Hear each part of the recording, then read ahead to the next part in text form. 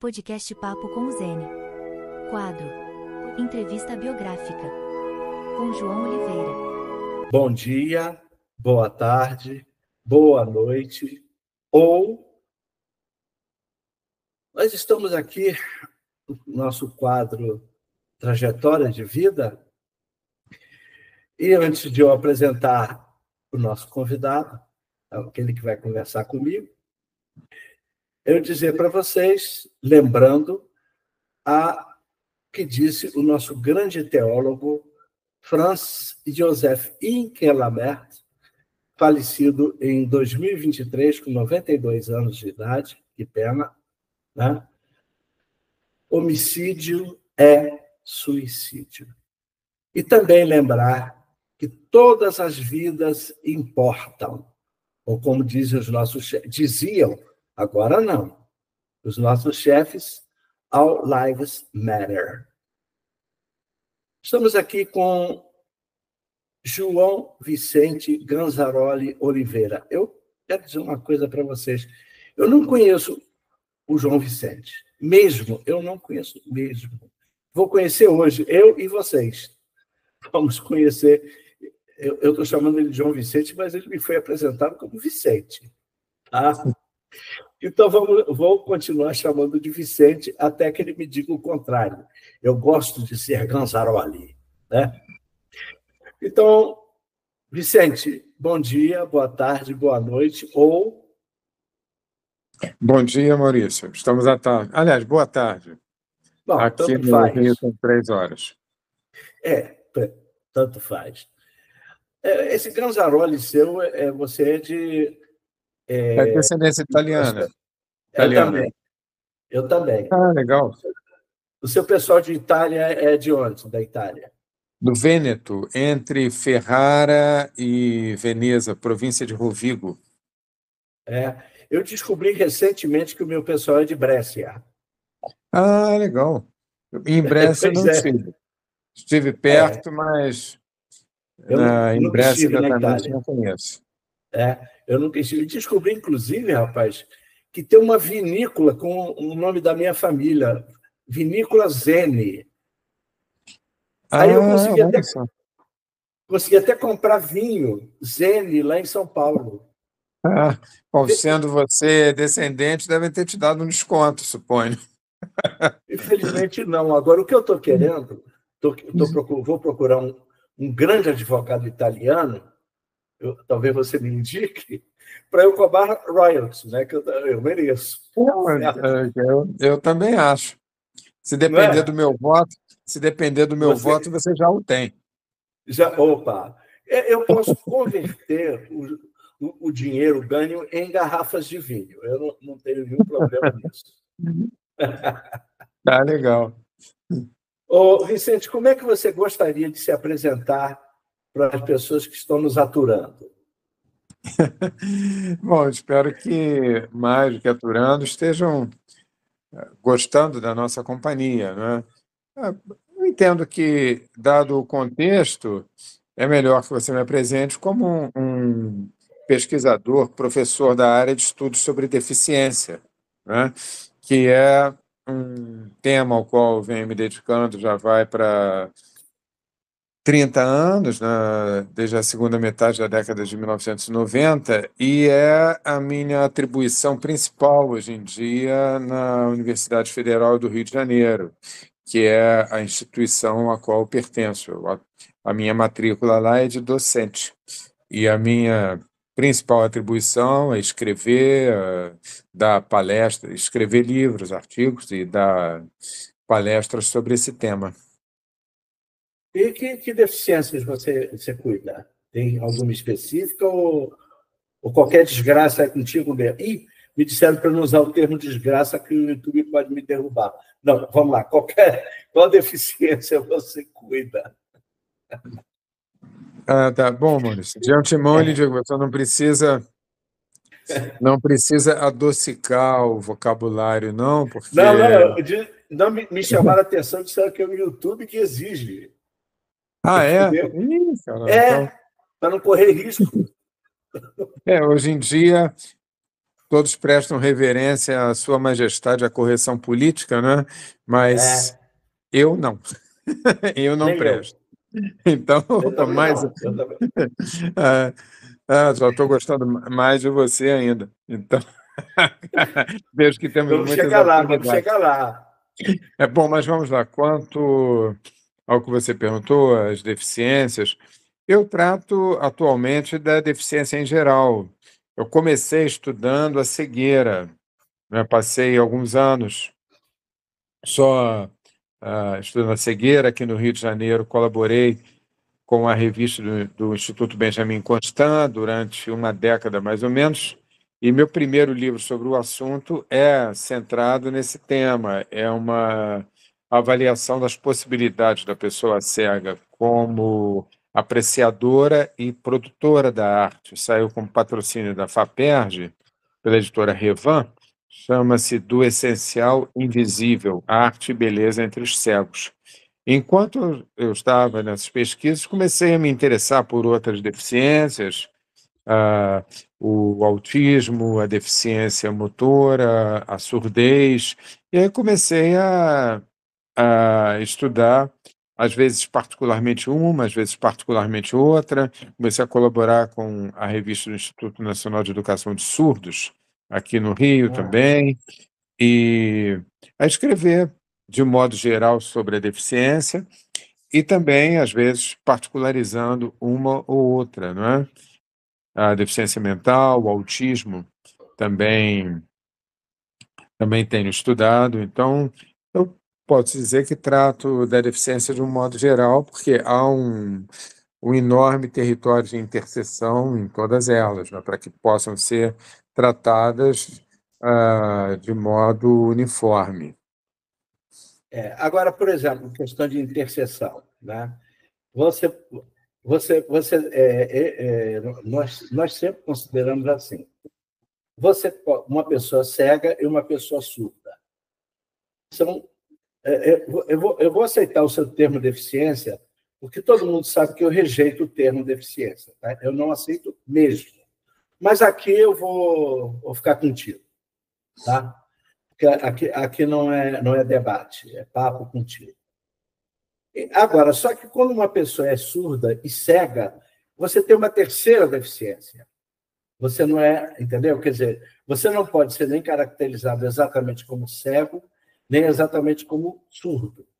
Então, mais do que uma interseção entre as duas, você tem uma terceira deficiência. Eu estou dando isso aqui, não é só a minha opinião, tá? É a opinião de vários especialistas. Eu não sei se é a sua também. É uma pergunta ou... Não, você diz. Não, eu coloquei minha opinião. Você pode Bem. dizer qual Bom, é o a caso sua. da Helen Keller, né? Quando a pessoa é surda e É. cega, realmente recebe uma terceira classificação. Bom, eu vou falar de modo geral, Maurício. O Uhum. vocabulário sobre a deficiência, ou seja lá o nome que se dê, nunca vai agradar a todos. A gente Ah, ingressa naquele território do velho, o é. menino e o burro. Agrada a uns, desagrada a outros. Agrada aquele, Exato. desagrada aos outros. É impossível. Não existe vocabulário ideal sobre o assunto. Não, é Então, o verdade. que eu resolvi fazer é tratar o assunto com o máximo de objetividade. No caso da cegueira e da surdez, quando atuam juntas, concordo com você. É uma, é uma terceira situação em que uma deficiência influi sobre a outra e a pessoa se vê numa situação em que sempre o número de perguntas é maior do que o número de respostas, e muitas vezes as situações que valem para um indivíduo que é atingido por aquela deficiência, ou por uma, como se diz, na falta de um termo melhor, por uma deficiência múltipla, né? Ah, pode usar o termo deficiência. Eu Não, já disse que eu rejeito, mas é. não, eu sei, não, mas eu uso mesmo porque eu não conheço o outro melhor ou menos ruim, não é? Ah, tá. E- Não, Então, fique à vontade. Fique à vontade. certo. E, bom, já que você tocou na questão da terminologia, não é? talvez duas palavras sejam válidas com relação a isso. A própria terminologia em relação à deficiência acaba sendo um assunto em si, porque no Brasil, por exemplo, busca-se um vocabulário adocicado, politicamente correto, e que eu cheguei durante um tempo a achar que ele não servia para nada. Hoje eu acho que ele serve para atrapalhar, ele é pior. Então, Eu também. Eu essa também acho. demagogia de colocar normal entre aspas e a Isso. pessoa dizendo, por exemplo, a pessoa com deficiência é uma contradição, não é? Porque a deficiência, por definição, é uma falta, né? Déficit, é não ter alguma coisa. Então, falando de pessoa com deficiência, é pessoa com ausência de algo, né? Deficiência é a falta de um braço, a falta da visão, a falta da audição, a falta da inteligência. Então, fica uma demagogia, e eu cheguei a pensar que isso fosse por, como se diz, fosse por desleixo, simplesmente coisa, mas não, eu acho que há uma inteligência muito perversa por trás disso, porque dá a impressão coletiva de que cada um já fez sua parte. Basta decorar a cartilha do professor Sasaki, que é um modelo de correção política, que a pessoa acha que já fez a sua parte. Aí, quando vê uma pessoa deficiente ou um deficiente precisando de alguma coisa, não faz nada, porque acha que já está com a cartilha na ponta da língua. Então, nada na prática se faz, nós ficamos discutindo palavras. E as verbas, os incentivos, as obras públicas continuam aí ignorando a pessoa deficiente, enquanto os meios de fomento e o poder público fica discutindo palavras e, na prática, nada se faz. Eu prefiro a atitude que se tem na Espanha. Lá não tem essa correção política, desculpe, mas o termo é esse, essa hipocrisia. E cego é cego, surdo é surdo, louco é louco, doido é doido, amputado é amputado. Mas as obras, não há um projeto de engenharia civil, um projeto de arquitetura em que todas as categorias do contexto da deficiência não sejam contempladas. Todas. Aqui não. Essa demagogia, essa correção política, essas luvas de pelica ridículas, e nada se faz. Enquanto isso, as verbas vão para os bolsos errados, né? E a pessoa deficiente fica a ver navios, com esmolas semânticas. Não fala cego porque fulano vai ficar magoado, não fala Sim. isso porque vai ferir, vai melindrar. Essa demagogia toda que hoje reina no nosso país, né? É um lamentável. E a pessoa Eu, deficiente acaba então, sendo a deficiência acaba sendo uma moeda de troca, né? Para interesses escusos. E a correção política, esse vocabulário hipócrita, não deixa de ser uma arma contra a pessoa deficiente. eu tenho uma questão. Se você me chamar de deficiente visual, eu vou dizer que é a sua mãe. Então, me chame de cego mesmo, tá? Por Ah, favor. Não, claro. não, me, Não, não me isso já me coloque como aconteceu, deficiente. Marisa, já me aconteceu. Aí, por 1998, o professor Vitor, muito querido, um amigo aqui, foi professor aposentado de Geografia do Instituto Benjamin Constant, O ele Vitor falou assim, Alberto. Vitor Alberto, isso, muito Meu querido. amigo. Meu Então, amigo. ele me deu um puxão de orelha. Eu falei, a minha primeira entrevista foi com ele. Vitor, então você é deficiente visual? Deficiente visual é uma ova, João. Eu sou cego, cego mesmo, vamos parar com essa frescura. Isso aí. Ele me deu. E depois a Virgínia Vendramini, colega dele, me deu outro. Né? Outro puxão de orelha. João, vamos deixar dessa frescura, cego, é cego. Aprendi muito com eles e também a perceber que a literatura sobre o assunto não só é muito pobre, mas muito falseada, muitas vezes. Né? Um exemplo entre muitos, aquele filme Perfume de Mulher, com o Al Pacino, né? Sim, Ele dá uma ideia falsa da cegueira, né? Ele mostra um cego que dirige um carro em disparada, que pode perceber as cores, a cor do cabelo de uma mulher pelo perfume que ela está usando.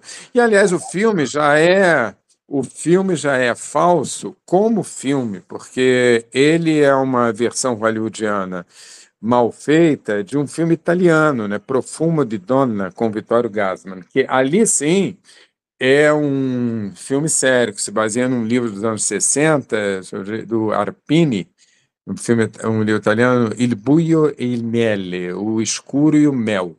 E ali é um cego de verdade, é um cego de verdade, e o filme o trata com dignidade, resgata a dignidade da pessoa cega dentro das possibilidades reais que a cegueira dá a uma pessoa de estar no mundo. E o cego patiniano, o cego de Hollywood, aquele cego da versão em que Al Pacino, muito sem méritos, ganhou o Oscar, é um cego que não existe na prática.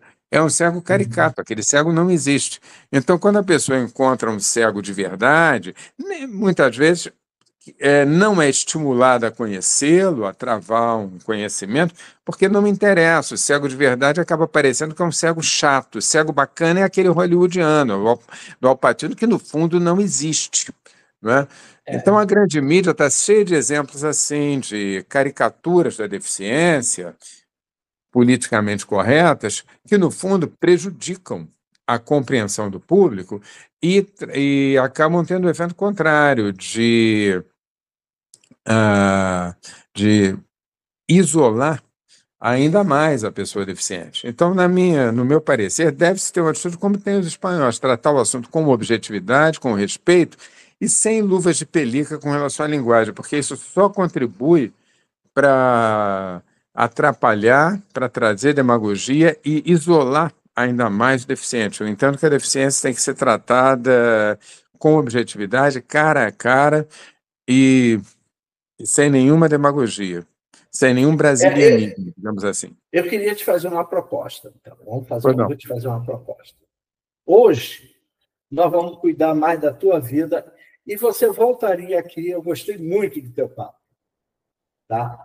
Para a gente falar sobre também isso, o que você acha? Seu. Como? Combinado. O que você acha? Vamos combinar isso? Agora, eu só vou lembrar você, antes da gente passar só, porque já que você aceitou, aí sim, aí nós vamos nos espalhar nesse papo de deficiência. Mas há um outro filme que eu conheço, odeiam, que é o Ensaio sobre a Cegueira. A gente eu li o livro, Saramago, mas eu não vi o filme. Eu não vi o filme. O livro Fala. Eu diria para você que o filme é mais ou menos roteirizado pelo livro. Tá? Maurício, eu não estou te ouvindo bem, não estou te ouvindo bem. Você falou o filme, repete, por favor, o filme é roteirizado pelo livro? Sim, eu não vi o filme, mas eu li o livro, até cheguei a escrever um artigo sobre o livro, saiu na revista aqui no Rio do Real Gabinete Português, que é foi mais uma abordagem literária. O livro é muitíssimo bem escrito, mas o Saramago é um autor excelente sob o ponto de vista literário, mas é de uma hipocrisia, de uma desonestidade intelectual que chega a ser epidérmica, né? Então, de tanta desonestidade, de tanta, enfim, distorção de valores que se vê ali. O filme é uma distopia, né? Então, é um mundo que não faz sentido. Então, a cegueira é ali tratada realmente como uma desgraça. Exatamente. Né? Então, é muito bem escrito, né? Aquela história toda da cegueira branca. É genial, só que tem um mau efeito sobre o público. Né? Se a intenção se é que isso é possível, ler um bom livro, é uma aula de uso da língua, de fabulação literária, o livro é magnífico, como em geral são as obras de Saramago, mas aquele rancor dele contra o mundo, aquele ateísmo, aquele agnosticismo, aquele derrotismo, a ideia de que o homem em si é mau, o ser humano é mau, para Saramago, né? Então, aquela perversidade reinante no mundo é muito deprimente, é muito deprimente. E concordo com você, a pessoa não ganha absolutamente nada em termos de conhecimento da cegueira e da deficiência lendo aquele livro. Não, não, muito pelo contrário. Bom, então Verdade. vamos fazer uma coisa. A gente vai marcar depois um outro papo contigo, que eu acho que vai ser. Bom, paciência, né? Vamos ver o que é que Tá. vai dar, tá? Então, eu Minha vou começar intenção com é poder ser útil a você. Conta comigo. Vamos ser útil a todo mundo, né? Porque é o objetivo desse canal, que você vai passar a conhecer, que eu desconfio que você não conhece, mas Tá você legal. vai conhecer. Me sinto Bom, muito honrado de estar aqui participando. eu só quero te dizer o seguinte: eu moro em Belém há 19 anos, mas a minha vida toda foi feita no Rio de Janeiro, tá? E Ah, sou ex-aluno do Instituto Benjamin Constant, então quem você disser de lá eu conheço, tá? então tá legal. E conheço bem. Eu vou até te dizer mais.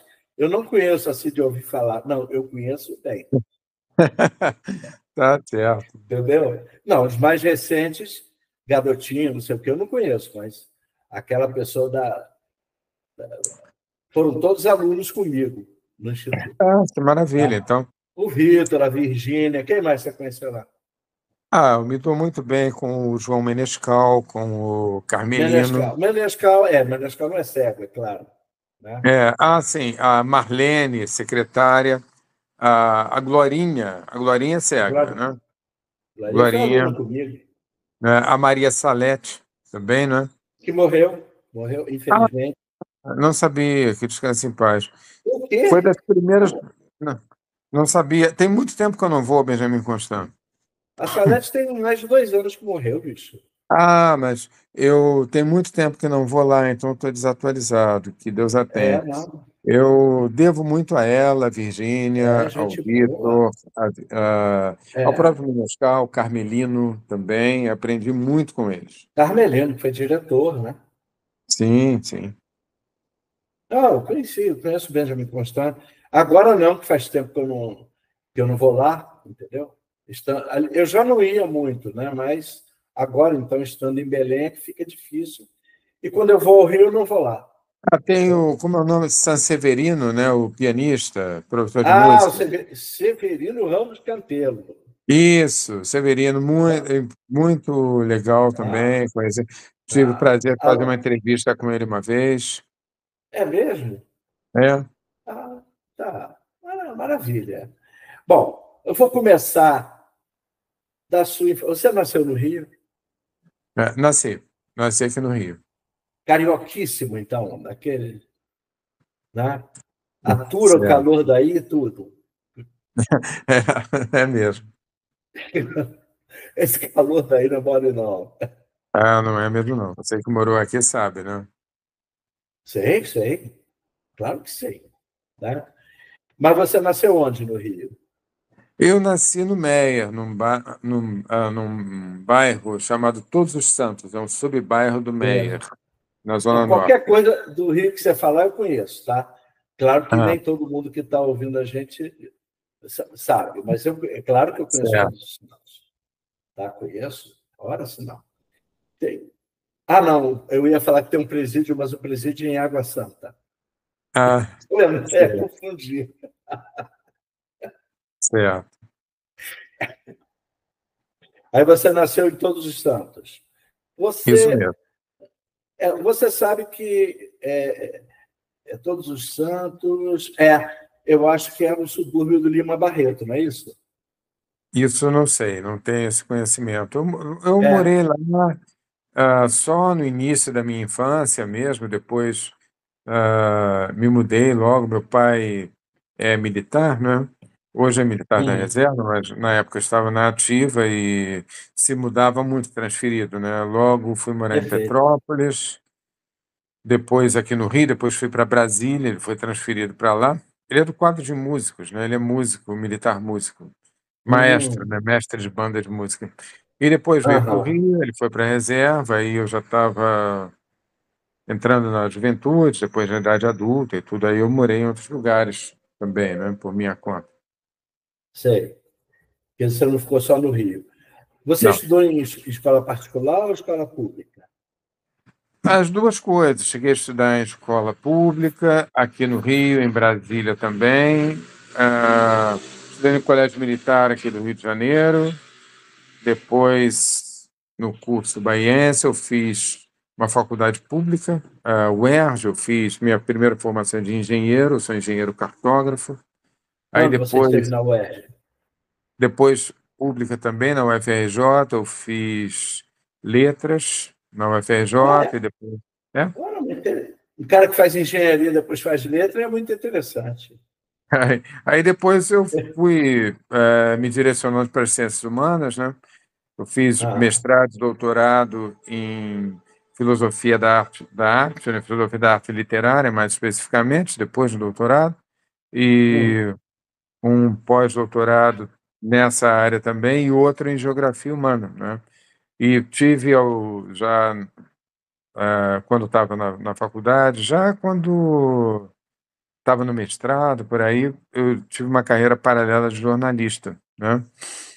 Então, eu fotografava, escrevia sobre monumentos antigos, coisa assim. Qual jornal que você atuou? Eu escrevi mais para revistas, né? Uma revista de São Paulo chamada Cidade Nova, né? E jornais acadêmicos estrangeiros também, vários, principalmente da Ásia, né? Eles me convidavam, convidam ainda hoje, né?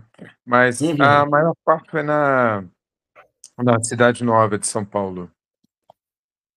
E atualmente eu escrevo gratuitamente para 2 jornais de Niterói, um chamado Unidade, outro Unidade em Jesus Cristo. Escrevo para um jornal de bairro aqui em Vila Isabel, chamado Ecos da Vila, né? E é isso. De uns tempos para cá, as revistas todas que me pagavam para compravam minhas fotos, compravam artigos, todas elas me demitiram. Sério, todas me demitiram. Bom, mas isso aí, né? Agora, pelo que você me falou, parece que você digamos assim, de alguma maneira, ligado à religião. Você pode dizer Assim, qual é? aliás, esse foi um dos motivos, né? Porque, bom, a grande mídia toda ela é controlada pela esquerda, né? E por eu não ser esquerdista, fui demitido. A grande mídia hoje em dia nem tanto, né?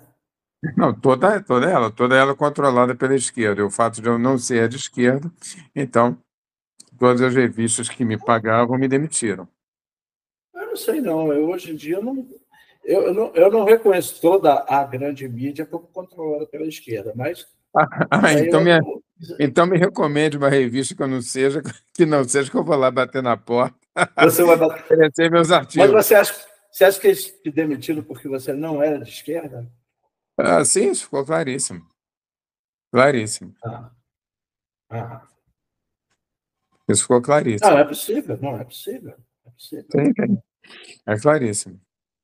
Mas você é ligado ao quê? Igreja Católica? Sim, eu sou católico. Sou católico. Você é católico. Sim. E praticante, né? Católico e praticante. É claro, né? Ter uma religião e não praticar. Tem muitos. Tem muita gente que se declara. E a gente tem uma religião para praticar, né? Eu tento, pelo menos, né? Eu tento. Né? Então, eu tenho e eu pratico, né? Agora, mesmo a Igreja Católica, digamos assim, ela não é homogênea, né? Você tem católicos que nós podemos classificar de esquerda e católicos que não são de esquerda, né? O que se chama igreja progressista, né? O que, aliás, é uma contradição, né? Porque o esquerdismo, por natureza, é ateu. O esquerdismo idolatra o Estado, né? O Estado acima de tudo, né? O Estado, ele considera Deus como inexistente. Então, um católico que é esquerdista é algo assim como um círculo que quer ser quadrado, porque não faz sentido, chega a ser contraditório, né? Mas eu conheço bem a situação, né? Acho que é contraditório, é um católico que, em vez de Deus, põe o Estado em primeiro lugar. E você, aliás, nem entre os chamados hoje evangélicos existe homogeneidade, né? Sim. Bom, aí eu já não conheço muito. Bom, desculpa da minha opinião, eu prefiro a heterogeneidade do que a homogeneidade, né? Ela é muito complicada. Com isso, eu não estou defendendo aqui, pelo menos, nenhuma posição. Tá? Eu gosto do debate, é porque eu acho o debate fundamental. Mas debate mesmo, está entendendo? Não imposição de ideias. Quer dizer, qualquer lado que queira impor suas ideias, eu não gosto. Tá certo? Claro, claro. Eu acho a sua posição acho que a posição correta é essa mesmo, né? Porque se você tem, hoje em dia, pessoal de direita que não é nada civilizado, a esquerda também tem os seus não civilizados. Né? Então, né? A gente não pode dizer assim, não civilizado é de direita e civilizado é de esquerda, ou vice-versa. Não, não é verdade. Não é verdade. Não é verdade. Então, não é uma coisa assim.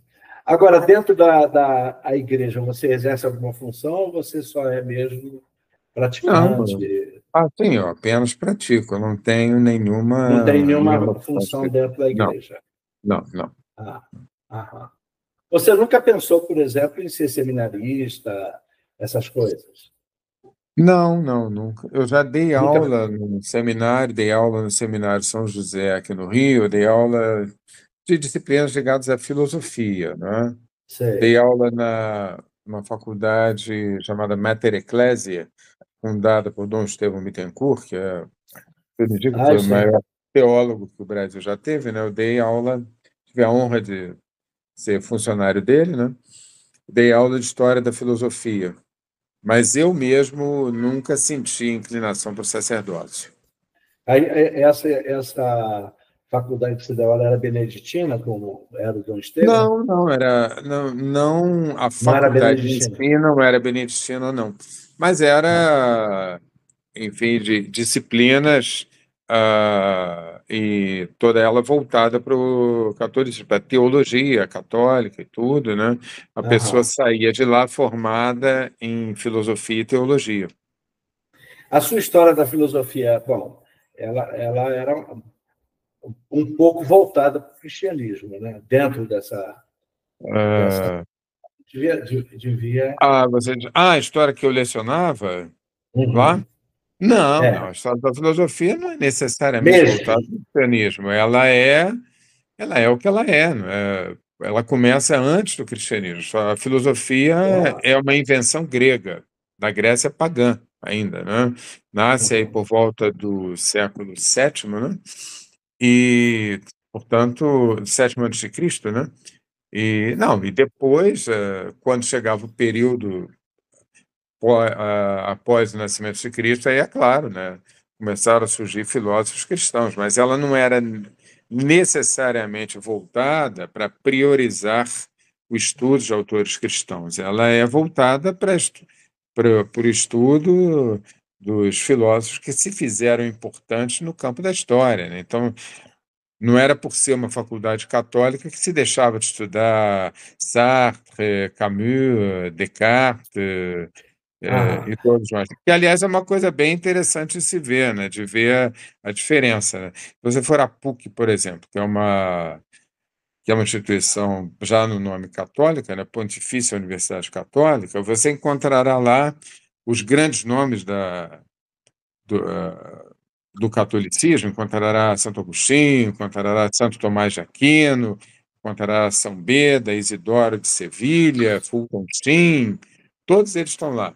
Bossuet, todos eles estão lá. Padre Antônio Vieira, e você encontrará os ateus também. Você encontrará Sartre, encontrará Nietzsche, todos estão lá, as obras completas, né? Para quem quiser, encontrará os Inclusive, materialistas. na Mas a PUC, recíproca não é verdadeira. A recíproca não é verdadeira. Se você for a um país socialista, você não encontra os autores cristãos lá, eles são inexistentes.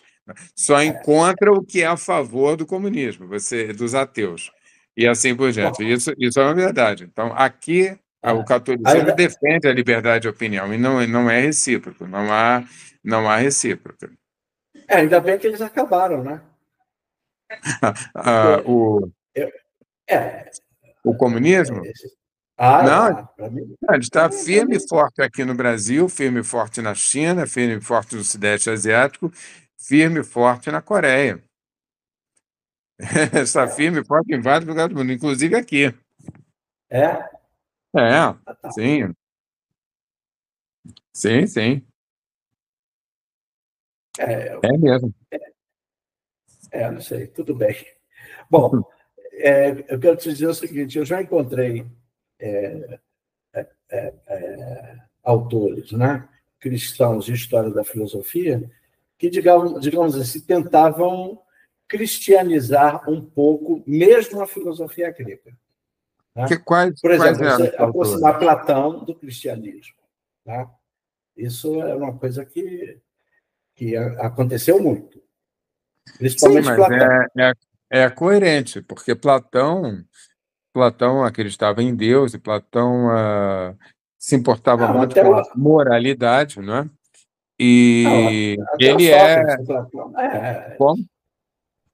Só Não, quem eu me lembro de filósofo que não acreditava mesmo em Deus era Epicuro.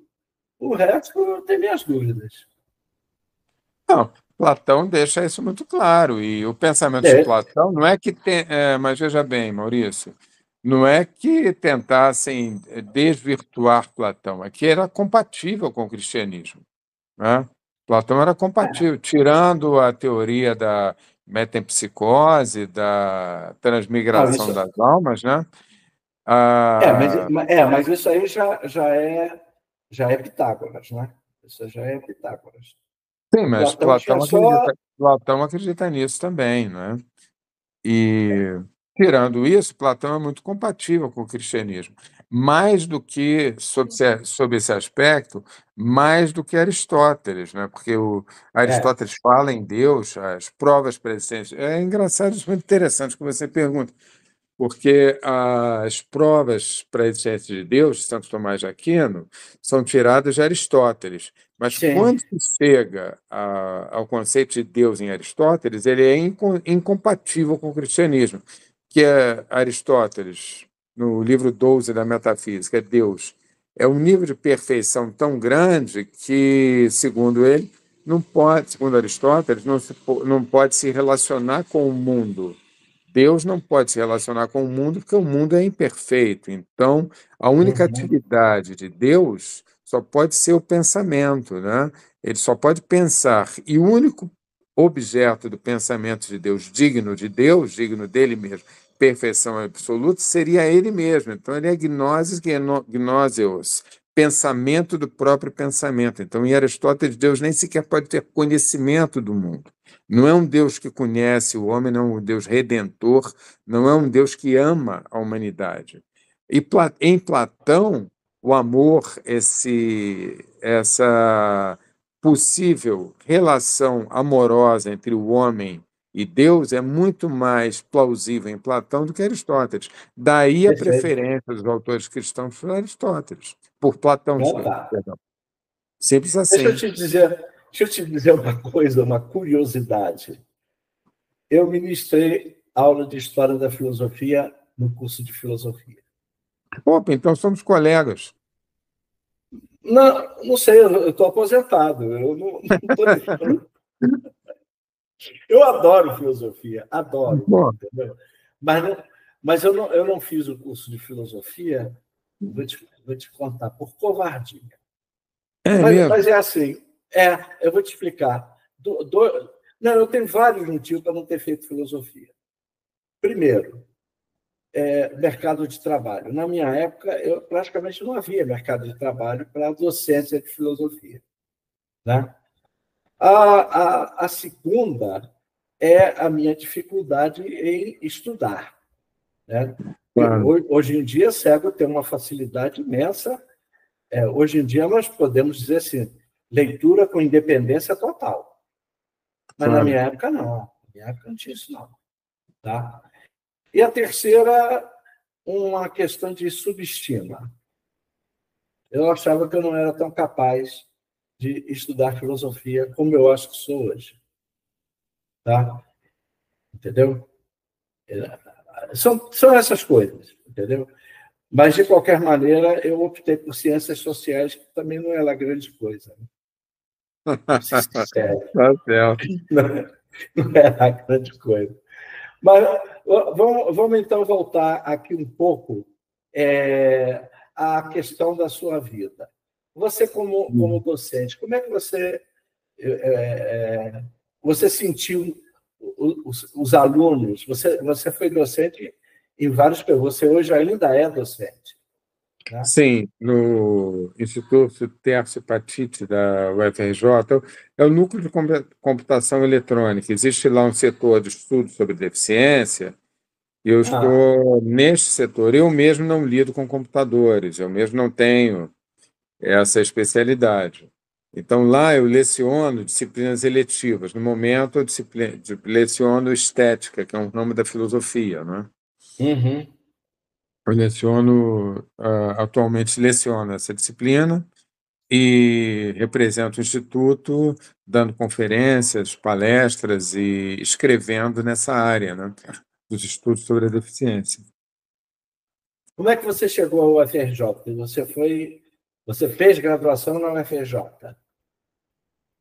Eu entrei por concurso De 30 letras, anos você atrás, disse. mas, foi um concurso para letras.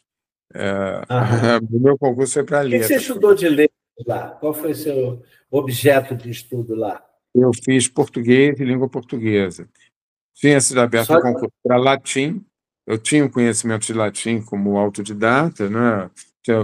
Assisti umas aulas aqui e ali, e eu vi que o concurso foi aberto, eu tinha condição de concorrer, porque eu já tinha um curso universitário, meu curso em engenharia, né?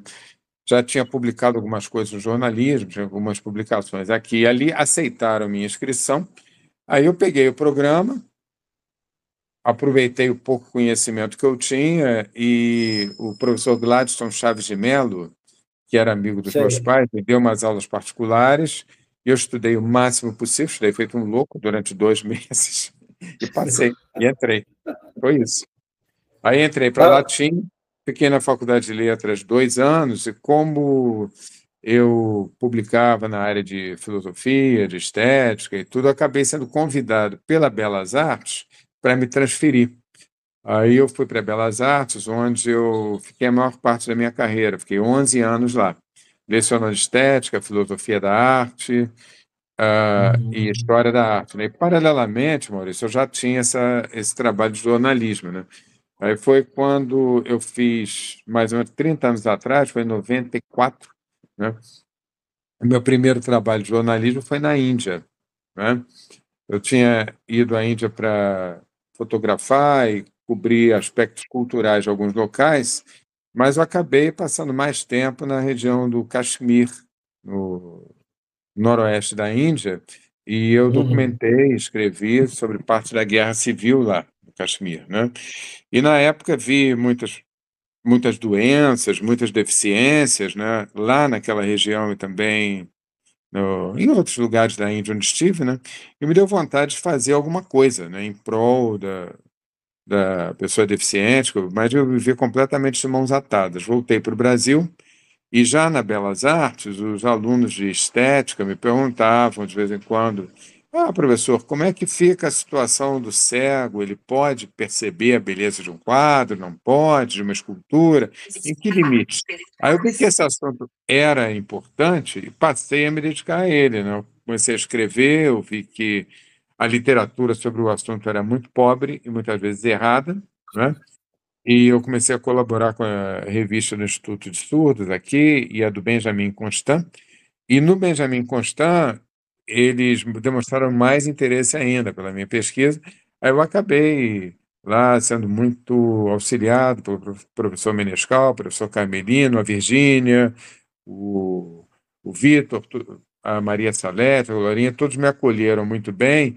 E no de Uhum. surdos também, mas no Benjamin Constant foi mais intensa a acolhida. Aí eu fiquei me dedicando mais à cegueira, como ele disse, né? Eu fiquei uns 4 anos estudando mais a cegueira. Aí nessa época apareceram umas oportunidades de ir à África, né? Eu comecei a ir à África com frequência para trabalho de jornalismo e também para visitar instituições de deficientes. Aí eu comecei a me dedicar mais a estudar outros tipos de deficiência, deficiência mental, o autismo, a deficiência motora, pessoas que pintam com a boca, com os pés. Eu comecei a ampliar as minhas pesquisas, comecei a me sentir à vontade para estudar e a falar sobre essas formas de deficiência, né? Em função da... Você chegou a se aproximar do Very Special Arts? Ah, sim, sim. Sim, Sim, inclusive eles né? têm uma filial aqui no Brasil, né? A Funarte, Tem. sim, que se encarrega disso, e o André, aqui da Funarte, me convidou para alguns eventos, né? Eu me lembro de um muito interessante em Cataguases, que estava o pessoal da filial da Very Special Arts aqui, me convidaram a mim, a Virgínia, foi o Marcelo Cunha, que pinta com a boca, né? Foi muito bacana. Uhum. E lá em Minas tinha um vereador, não me lembro o nome dele, muito simpático, o cara que é cego e tudo, ele deu uma palestra muito interessante. Um vereador mineiro que é cego, desculpa, eu esqueci o nome dele porque faz muito tempo já.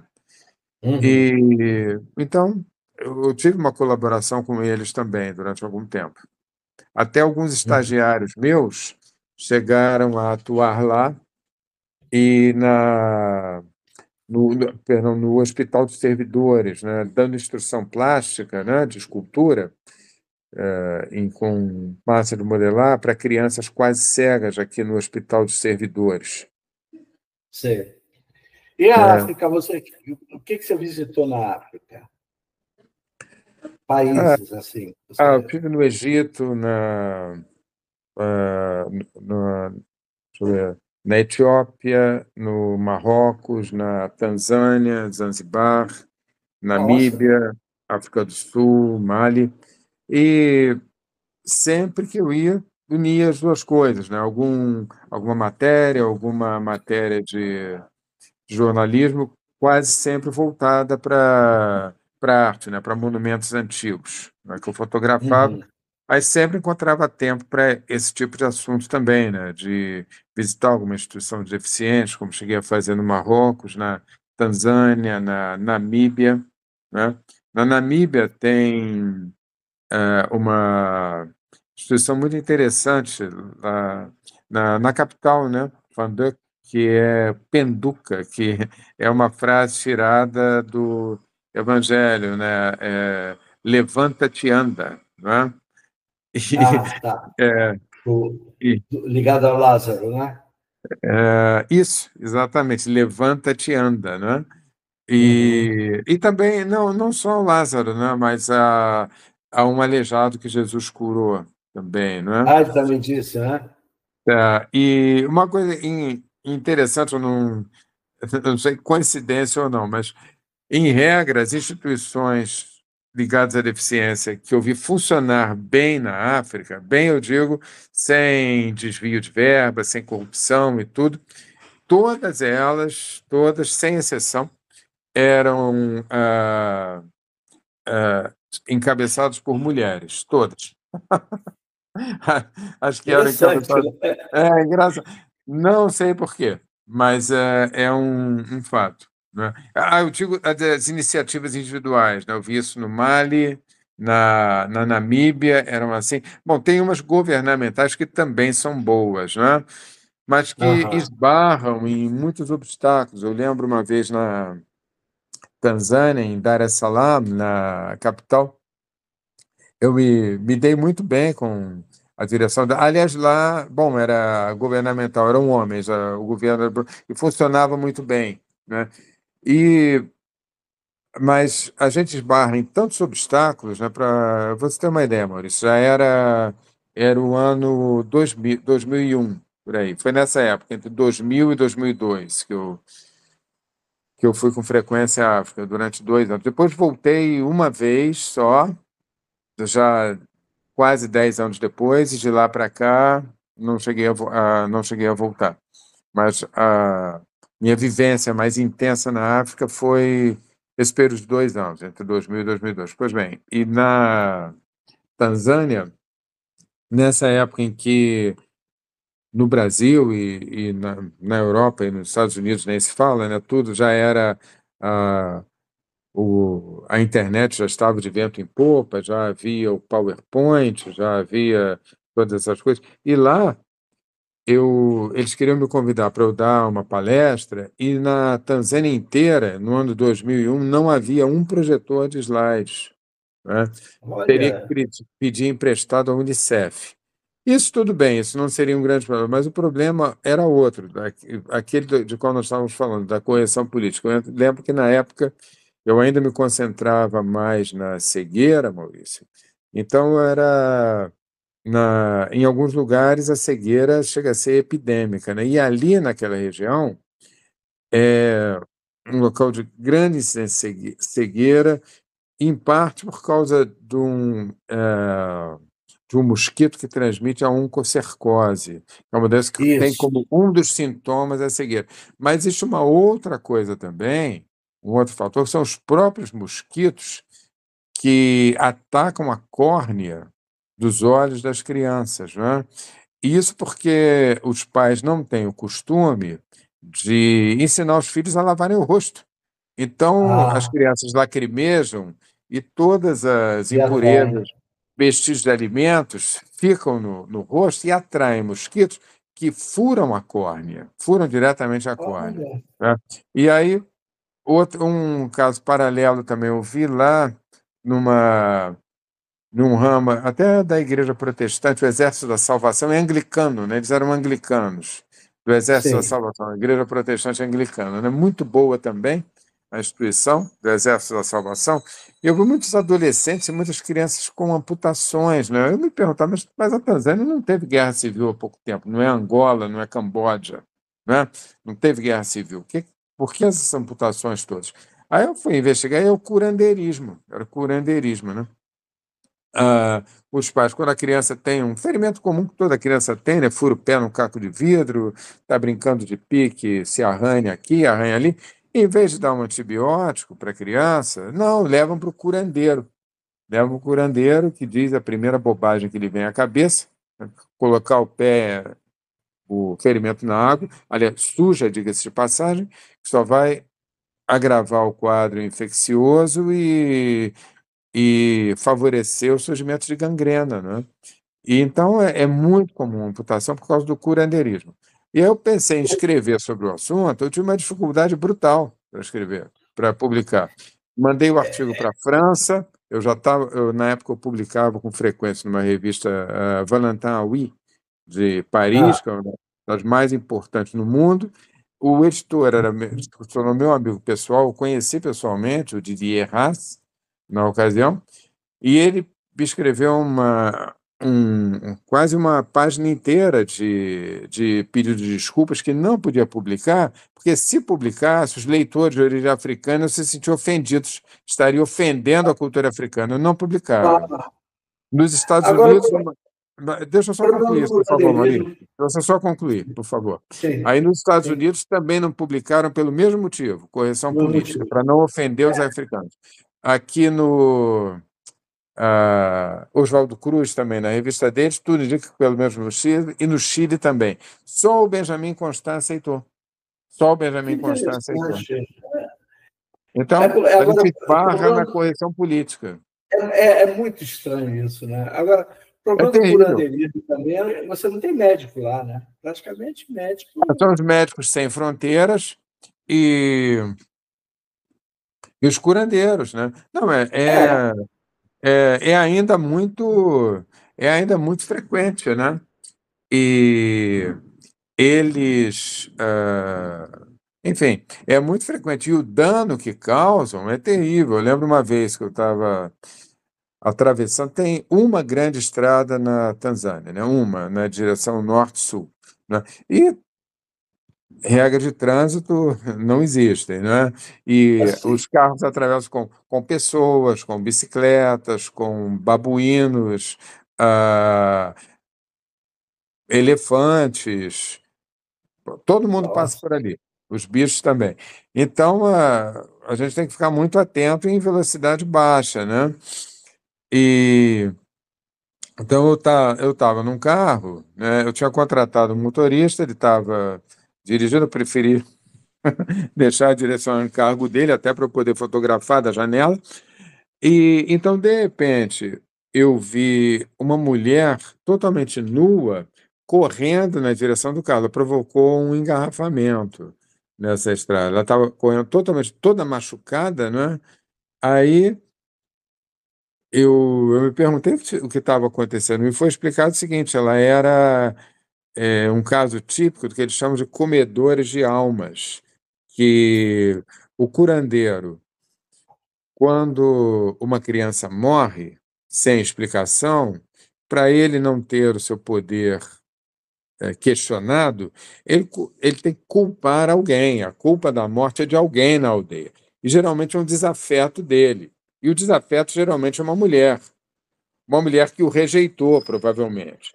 Então ele acusa uma mulher arbitrariamente que ela comeu a alma da criança e ela é responsável pela morte. E todo mundo acredita. E ela é literalmente linchada, ela é espancada pelas pessoas da aldeia, ela é expulsa. Não é para rir, não, é para chorar, Não, literalmente. mas é sério. Não, Não, o isso é sério. negócio Ela é não é sério, sim. aceita em aldeia alguma e ela ou morre de fome ou é devorada pelas feras. Simples assim. Simples Rapaz, assim. E é o curandeiro o responsável por isso. E ai de quem essa fale, ai de quem critique isso. Está criticando a cultura africana, não pode. é Tá? interessante. Você teve muito contato com o pessoal do Médicos Sem Fronteira? Ah, a ponto de publicar junto com eles, trocar experiências, não. Mas Ah, entrevistei alguns e tudo. Inclusive, essas informações que eu lhe dou foram corroboradas por eles. Ou vice-versa. Muitas vezes a informação partiu deles, eu tratei de pesquisar e eu pude comprovar a veracidade. uhum. Mas nunca tive E, um trabalho em hum, equipe, isso não chegou a ocorrer.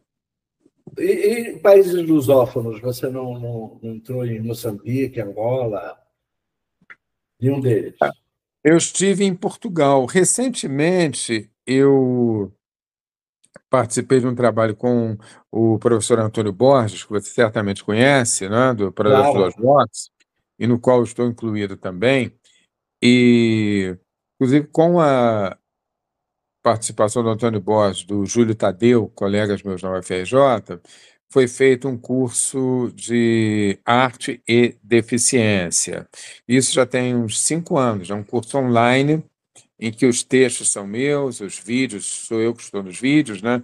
Mas o Antônio Borges, toda a estrutura técnica e vamos dizer, operacional da, da situação é obra do Antônio e do Júlio Tadeu, né? Os textos são meus Uhum. e sou eu que falo nos vídeos.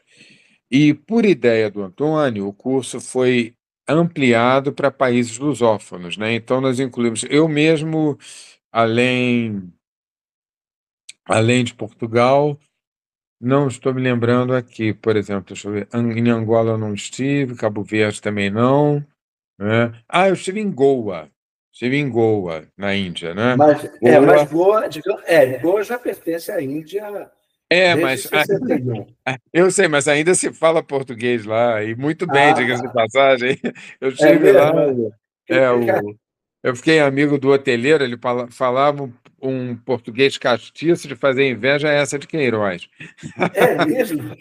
Interessante. Não, sério, seríssimo, conversar português com ele, um português castiço, muito bonito, de uma erudição enorme, o cara, o Carlos, ficou muito meu amigo.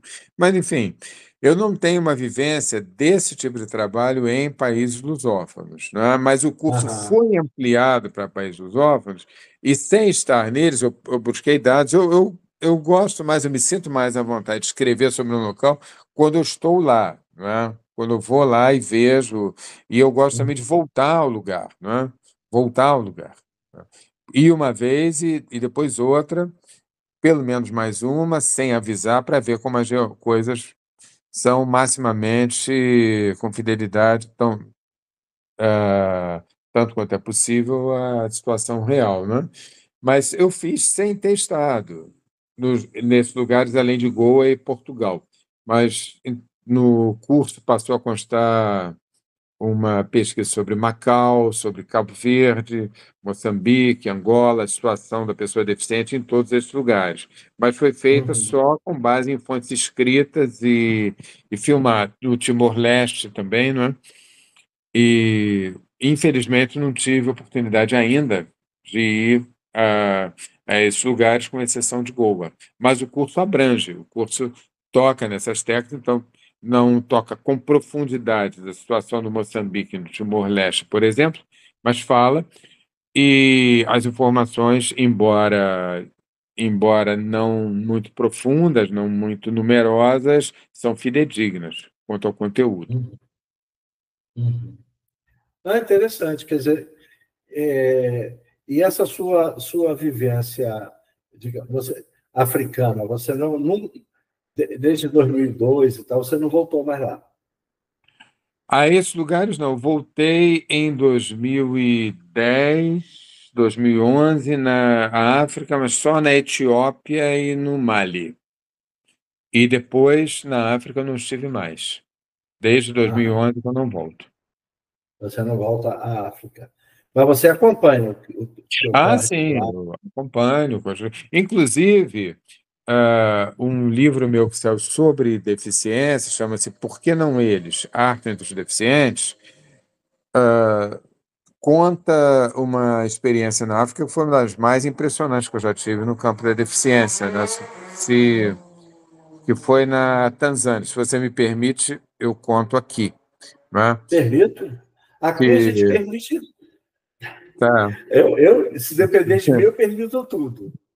inclusive, tem a ver com a ampliação das minhas pesquisas para outras áreas de deficiência, porque até então 2001 por aí, eu estava me concentrando só na cegueira, escrevendo um pouco sobre surdez no Instituto de Surdos, né? Mas Uhum. eu escrevia bem menos, gosto também do assunto sobre surdez, que sobre cegueira, né? No Instituto Benjamin Constant, os meus artigos eram bem mais frequentes. E nesse período que eu passei na África, na Tanzânia, aconteceu uma vez uma situação assim. Eu estava com uma colega que era da Suíça e tinha muita experiência em deficiência mental, né? Ela tinha morado no Burkina Faso, ela tinha residido na África, tinha muito mais experiência do que eu, né? Ela tinha residido na África e nós estávamos, essas duas instituições, uma de cegos e surdos e outra a que eu lhe falei do Exército da Salvação, que tinha crianças e adolescentes com amputações, e nós estávamos lá e, de repente, veio um convite da prefeitura para que nós fôssemos visitar uma instituição de deficientes mentais. E nós não tínhamos programado nada, né? Foi um convite assim, né? E nós aceitamos, é claro, né? Nós aceitamos, né? A prefeitura proporcionou uma Kombi lá para nos levar e tudo, e lá fomos nós, né? Aceitamos o convite e então, quando chegamos lá, Maurício, nós vimos o local. Quando chegamos, havia umas 15 crianças assim, e elas, como toda criança, quando vê um grupo de adultos que elas não conhecem, elas fazem festa e tudo. E nós ficamos muito sem graça, porque nós não levamos presente nenhum para elas. Nós não levamos nada, né? Na pressa, não nos ocorreu nem comprar um pirulito, uma balinha, um, um brinquedinho. Não, nós não levamos nada para elas. E elas começaram a pular em cima da gente, a brincar e tudo. E eu olhava para a Silvia e ela olhava para mim, assim, nós dois muito sem graça. E agora? Olha só que mancada. Nós não trouxemos nada, né? Coitados. E as crianças muito carentes, né? Órfãs ou abandonadas, né? Pelos pais, estavam lá, deficientes mentais. Mas elas brincando, muito alegres, né? E o nosso constrangimento foi passando e nós não falávamos o Swahili, né, que é a língua predominante na África do Leste, né? Do nosso lado Uhum. da África, de frente para a África, é o Yorubá, não é? Do outro lado é o Swahili. Nós não falávamos, mas umas coisas essenciais nós entendíamos, como, por exemplo, os números. Maurício, elas estavam falando uma coisa que nós estávamos entendendo, elas estavam contando de 1 a 10, e como se estivessem cantando, né, em situação melódica, né? Elas estavam cantando os números de 1 a 10. E aí a ficha caiu, nós entendemos, elas estavam nos dando um presente, que era todo o conhecimento delas de matemática. Elas estavam cantando de 1 a 10, mostrando, exibindo, no melhor sentido da palavra, todo o seu conhecimento de matemática. Então, foi uma lição para nós, né, de que ninguém é tão carente, tão deficiente que não tem o que dar, e ninguém é tão autossuficiente que não tem o que receber. Então, aquelas crianças nos deram uma senhora lição. Elas é que nos deram o presente, não nós.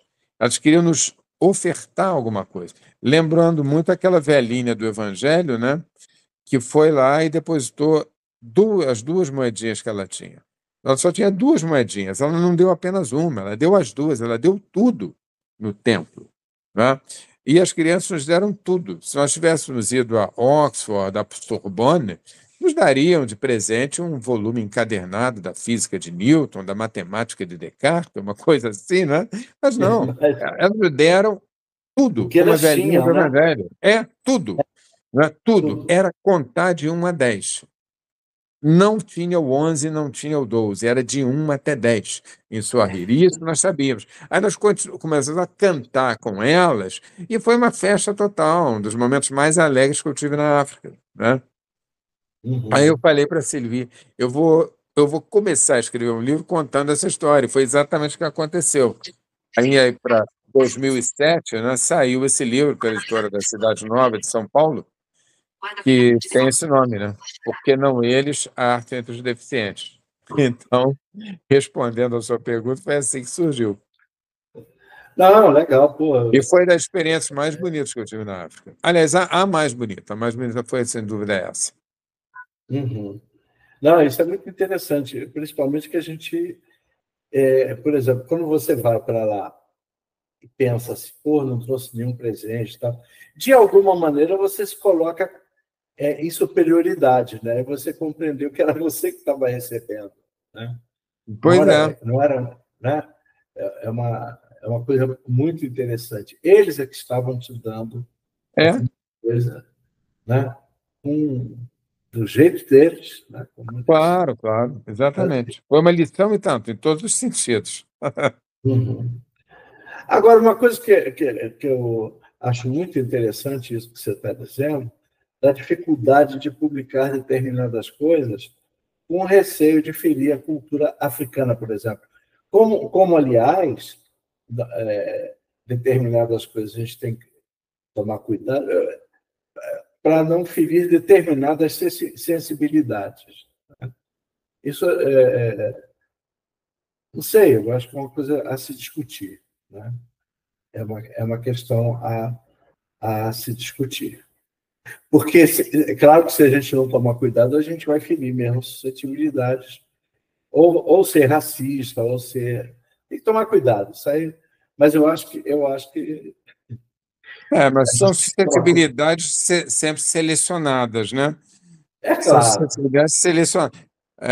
Por isso. exemplo, pode falar, digamos assim, falar contra os Estados Unidos, todo mundo fala e ataca, né? Mas contra a África não pode, não é? Pois é, por quê? Né? Então, falar contra os Estados Unidos com ou sem razão já é clichê, né? Culpar os Estados Unidos pelos males do mundo já é um clichê, não é? A culpa é do tio Sam, não é? Mas da África ninguém pode falar nada, não é? Nem Então, da corrupção generalizada, aquela coisa toda, né? Que a sim, gente... então as susceptibilidades o próprio racismo, né? Não se pode o racismo contra certo grupo, mas um outro grupo pode. Então é um racismo seletivo, digamos assim. Você sabe muito bem do que eu estou falando, Sei. né? Então, Não, tem que contra tomar essa cuidado. cor contra aquela cor ali não se pode nada. Contra aquela outra cor pode. Né? Então, é um Ah, racismo, é uma suscetibilidade seletiva. Você sabe muito bem do que eu estou falando. não, aí tem muita seletividade, sim. Então, é como está naquele livro de George Orwell, né, 1984, a sociedade igualitária do comunismo. Ele se baseou em Stalin, né? Ele se baseou em Stalin em Ali é uma 1984, na crítica, União né? Soviética, né? Então, todos são iguais, mas uns são mais iguais do que outros, né? Então, Uns são sempre mais iguais do que outros, né? A chamada nomenclatura vive de forma principesca, enquanto que os proletários de verdade vivem como é. escravos, né? Mas Aliás, vamos lá. a Hannah Arendt, os dois únicos regimes que ela caracterizou como realmente totalitários foram o de Stalin e o de Hitler, né? Ela E que na colocou. prática eram muito, muito parecidos, né? Porque Hitler, Stalin e Mussolini, todos beberam na mesma fonte, que foi Karl Marx, né? Tanto que isso. Não! Não. Aí você me desculpa, eu protesto. Não, Não, mas é Stalin verdade, sim. é verdade. É a Não, triste Stalin sim. essência. Não, Não, não. mas Hitler e Hitler também, Mussolini. Hitler Não, também. não. Tá? Você Não. já leu Robert Kaplan? Robert Kaplan é um especialista no assunto. Ele dizia, e eu Eu concordo já com li ele. muita gente. Eu já li Não, muita gente. o Robert Kaplan é um especialista no assunto. Ele diz que a única diferença entre o comunismo e o fascismo, incluindo o nazismo, é que no nazifascismo, principalmente no fascismo, ele se refere ao fascismo, mas inclui Hitler também, os trens chegavam na hora certa. Porque é a mesma coisa, um totalitarismo, e a fonte era exatamente a mesma. Os três beberam em Karl Marx. Não, não. Não. Lamento, Desculpe, Karl lamento te Marx. decepcionar, mas é a Eu verdade. também lamento, mas Hitler e Mussolini. Mussolini foi até marxista, eu sei disso. Mussolini, no início, ele foi até marxista, né? Mas deixou completamente de ser. Hitler nunca. Hitler realmente não tem ligação, não. Se você me indica o Robert Kaplan, eu te indico outro Robert, o Paston. Tá? Então, vamos ficar assim, Tá entendeu? bom. Agora, Stalin não. Stalin eu tenho que. Não tenho como dizer que não é. Claro que sim. Stalin, sim. A fonte Certo. primária dele é o marxismo. E Isso Marx é um ator muito interessante, né, que pregava, não poupava insultos à burguesia, mas ele teve uma filha com uma das empregadas, né, e ele não permitia que a filha dele mesmo sentasse à mesa em prol da moral burguesa, né? E tanto quanto sei, ele nunca carregou um instrumento de trabalho mais pesado do que um charuto e do que um cachimbo, e vivia parasitariamente à custa do pai de Engels, né? Então, aí é fácil, né, falar em distribuição de renda, porque ele estava falando de dinheiro dos não. outros, né? O Mas vamos, Marx o Marx foi pobre, né? E não foi o bom. pai de Engels, foi o próprio Engels que dava Não, bastante sustentação. O Engels também vivia do dinheiro do papai. Não, Era o não, não, papai não, que não, não, vivia. não. Bom, Não, mas não, tudo bem. não, não. O Engels dirigiu as indústrias na Inglaterra. Ele dirigiu o negócio da família na Inglaterra. Isso posso te garantir. Tá Tá? legal. Acredito em você. Não, pode acreditar. Tá legal. Dirigiu e realmente foi digamos assim, em muitos casos, quem sustentou Marx economicamente foi o Engels. Entendeu? Isso é verdade. Eu acho o seguinte, camarada, todo mundo vai ter suas, vamos chamar de idiosincrasias, entendeu? Até o Marx. Por que não? Sim. Até o próprio Marx. Né? Que eu acho que vai ter seus problemas. Inclusive, aquele caso extraconjugal que ele tem um filho com a governanta da família. Isso é conhecido. Isso você está entendendo? Sim. Agora, eu não vou pegar a obra de Marx e comentá-la sob esse prisma. Né? Eu posso não concordar com Marx ou concordar, mas esse prisma de ter uma relação extraconjugal. Bom, eu não vejo nem a questão extraconjugal, é ele em prol da moral burguesa não deixar a própria filha sentar à mesa. Se isso não é hipocrisia, então Não, o claro que dicionário está não. errado. Bom, e ele Não, também, como defensor de uma suposta igualdade social. O genro da filha era judeu e tinha a pele escura, chamava o genro, o marido da filha, chamava o genro de macaquinho judeu. Então, bem, mas vamos mudar de assunto. Vamos lá. Que era o Paul Lafargue, ele não gostava do Paul Lafargue, não. Pois é. Ele não gostava do Paul Lafargue. Paul Lafargue era cubano, né? Era cubano. Bom. Tinha seus... Veja bem, sabe, eu acho muito complicado idolatrar alguém, né? Qualquer pessoa. A gente idolatrar qualquer pessoa. O ser humano... veja bem, Maurício, o ser humano não é perfeito, os governos são imperfeitos, os sistemas são os livros são imperfeitos. Agora, uns são mais ou menos do que outros, né? Por exemplo, se você não gostar você vai para a França. Se você não gostar da França, daquele luxo que tem em alguns lugares, ou da Dinamarca, você vai para a Dinamarca, aquele luxo, aquele alto padrão de vida, aqueles supermercados com todos os produtos possíveis, aquela opulência te ofender, você vai embora. Você vai embora, ninguém vai te impedir. Mas agora, num país comunista, se você não gostar de viver como proletário, ou seja, como 98% da população que vive como escravo, você não tem saída, ninguém deixa. Você não pode ir embora. Essa é a grande diferença. Essa é a grande diferença. Se você não gostar dos Estados Unidos, você pode, em Washington, você pode abrir um jornal contra o presidente. Você não pode jogar uma pedra nele. Mas se você não gostar, você vai embora. Mas você não pode fazer coisa, nem sonhar em fazer isso na Coreia, nem sonhar em fazer coisa parecida. Não, a Coreia do Norte é uma coisa terrível. Então, a diferença é essa, né? A democracia é perfeita? Não, mas pelo menos te deixa o direito, te deixa ir embora. Isso faz toda a diferença, Maurício. Faz toda a diferença. É o que o Churchill falou uma vez. Perguntaram ao Churchill qual é o pior regime do mundo. É a democracia, depois de todos os outros, porque todos os outros são piores ainda. São piores que a democracia, exato. Não, todos os outros são piores ainda. A democracia é perfeita? Não. Mas você pode ir embora se não quiser. Faz diferença. No comunismo você não pode. É tudo goela abaixo. Por exemplo, eu não sei se um negro do Harlem pode ir embora. Pode? Claro que pode, perfeitamente. Perfeitamente. Pode ser, para onde ele quiser. Não, para onde ele quiser, não. Ele não tem recurso para fazer isso. Ele tem recurso? Mas não por uma exigência governamental. Não por uma exigência governamental. Não, aí você já está desviando o assunto. Não. Mas vamos voltar para a filosofia e para a deficiência, que é melhor. Eu estou só...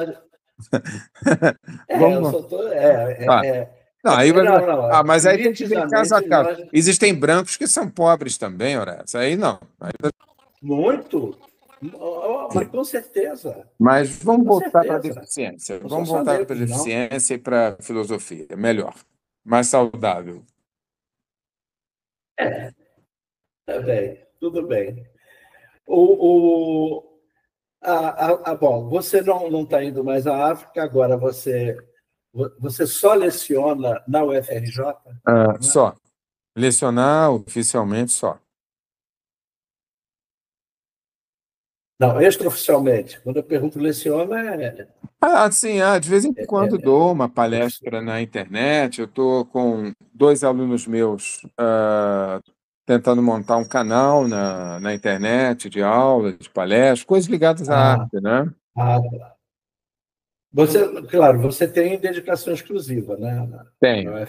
Então, oficialmente, eu não posso trabalhar em outra instituição. Não, de vez em quando me convidam, eu dou uma palestra, dou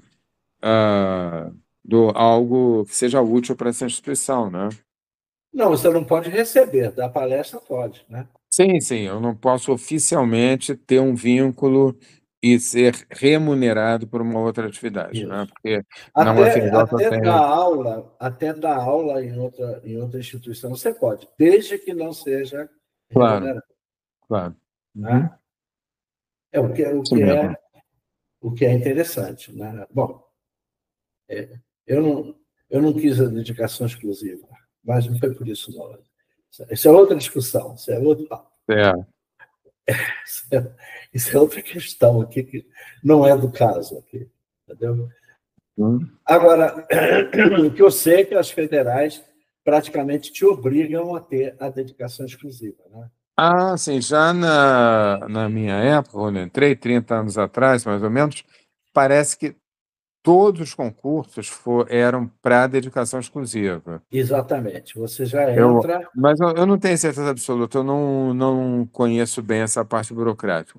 Eu ouvi Uhum. isso de conversa de corredores, né? Que a partir daquela época, eu acho que o meu concurso foi um dos primeiros de Já direto para o. exclusividade da dedicação exclusiva, né? E Aham, de aham. 94 para cá, parece, não tenho certeza, que todos os concursos são para dedicação exclusiva.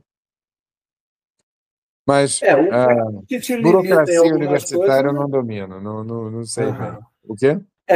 Essa dedicação exclusiva te limita em algumas coisas, mas eu particularmente acho proveitoso, né? Que você, desde que a universidade te dê liberdade para agir, né? Ah, sim, Para claro. ser um docente livre, publicar. Aliás, eles não impedem publicação sua, né? Muito Ah, pelo contrário, eles até estimulam que você publique, né? Faz parte, né? sim, Né? é interessante para a universidade. Com certeza. Esse pós-doc seu, você fez onde?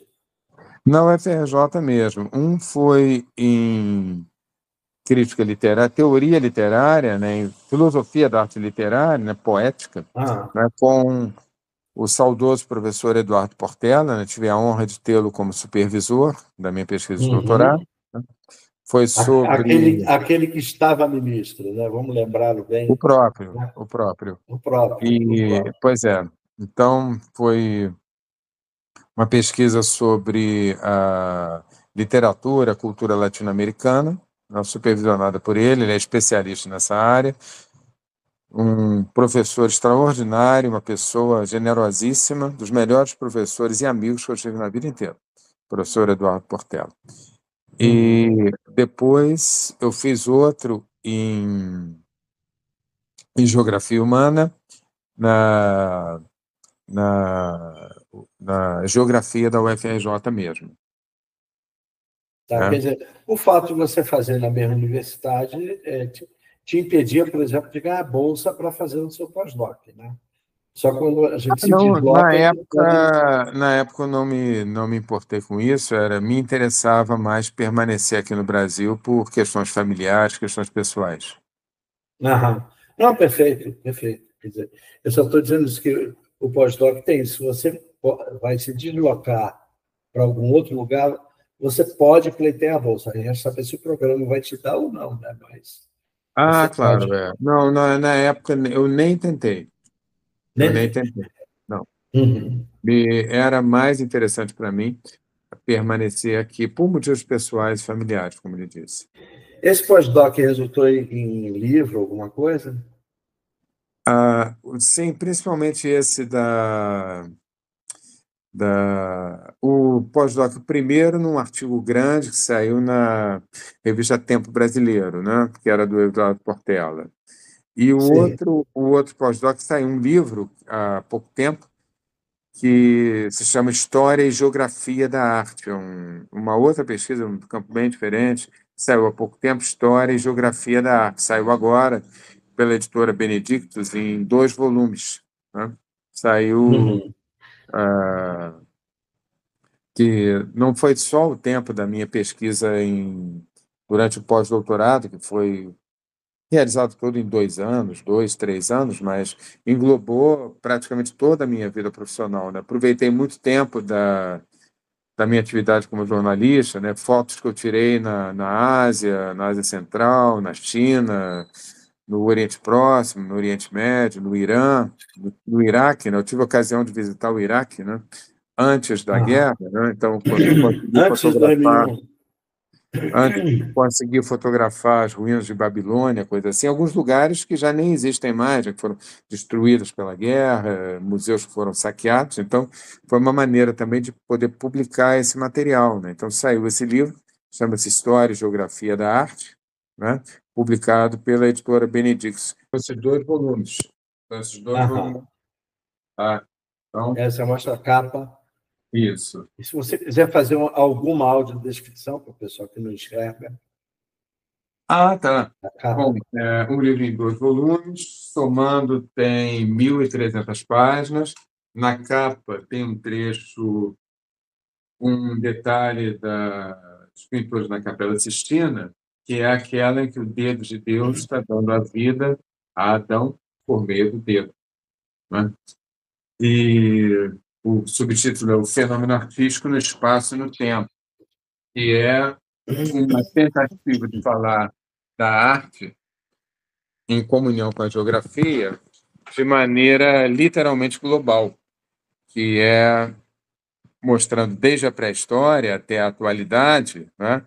E também falando, tanto quanto possível, de todas as regiões da Terra, né? Na verdade, ô Maurício, isso surgiu de um projeto que eu tinha, na última viagem longa que eu fiz pela Ásia. Eu trouxe muito material fotográfico, eu tive a ocasião de comprar bons livros, comprei livros excelentes nas ruas de Bagdá, num cerro de Ah, Bagdá, comprei uns livros excelentes assim na rua, né? E aprendi muito com aqueles livros também, né? Então me deu a vontade de divulgá-los, divulgar esse material, e eu pensei em fazer artigos, né? Mas os artigos foram ficando muito grandes, né? Eram artigos de 30, 40 páginas. Aí me veio uma ideia um tanto mais ambiciosa, no bom sentido, de ir fazendo capítulos para um livro. Aí, sem pressa, eu fui organizando esses capítulos, né? Aí tem um capítulo sobre a arte dos povos da Oceania, né? Da, que é um continente que eu conheci pouco, só conheci mesmo a Ilha de Páscoa, mas foi o bastante para me deixar fascinado pela cultura do local. Então, eu cheguei a estudar a arte dos eu, povos eu, oceânicos, eu né? também, eu também E, fui à Ilha de Páscoa. que maravilha! Você foi em que época? Em 2000 e... Que ano era aquilo? Estou tentando me lembrar. Acho que era ou 2014 ou 2015. Eu fui em 95, já tem 30 anos.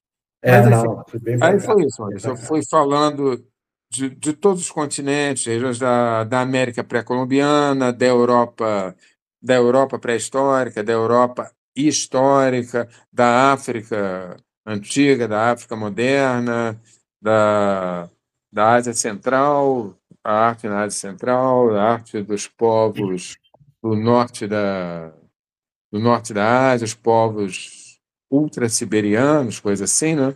Então, eu fui dividindo desse modo e foram 20 anos de escrita, de pesquisa, né? E sem me preocupar em acabar, até que um momento a coisa acabou, né? Eu terminei, eu concluí. E foi Qual minha é a tese de editora do seu doutorado. livro? Também pela Benedictus, é uma editora de Rio Bonito, aqui no Ah, Rio de Janeiro. E o editor é um professor da Faculdade de São Bento, o Gilcemar Hohenberger, de quem eu tenho a honra de ser amigo, né?